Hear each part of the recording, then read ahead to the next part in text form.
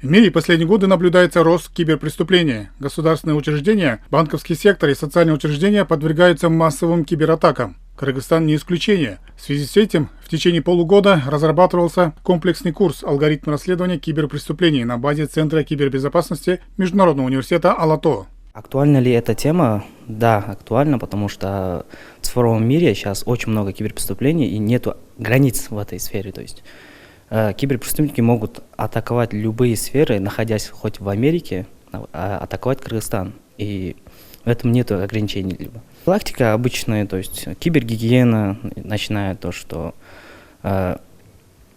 менять, например, пароль, не создавать обычные пароли, например, как 1, 2, 3, 4 или QWERTY, а создавать более сложные пароли, которые даже не относятся к вам. Первый поток курса начался в феврале. В течение 3 недель занятия проходили в офлайн режиме на базе Министерства цифрового развития. Участниками курса были 45 госслужащих из министерств и ведомств. Все они получили доступ к онлайн-системе курсов Международного университета Алато. В системе участники смогли просмотреть задания, сдать тесты и экзамены. Конечно, одна из основных задач нашего министерства – это повышение знаний государственных служащих и муниципальных служащих.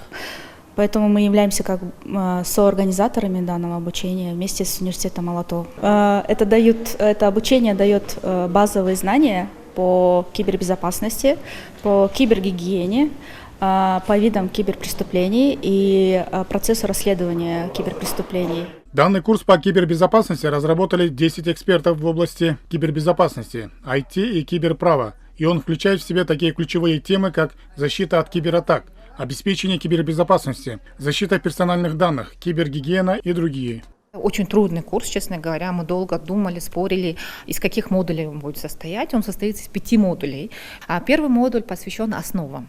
Второй модуль посвящен вопросам расследования этих киберпреступлений, то есть какова методика расследования. Третий модуль, он также посвящен расследованию киберпреступлений, но уже с точки зрения правоохранительных органов. По итогам тестов и посещений участники получили лицензированный сертификат Министерства образования и науки по кибербезопасности. Данные курсы проводятся впервые в рамках проекта CyberOfficial, финансируемый посольством Великобритании в Кыргызстане. Эрмек Уренкеев, Руслан Бароненко, ЛТР Бишкек.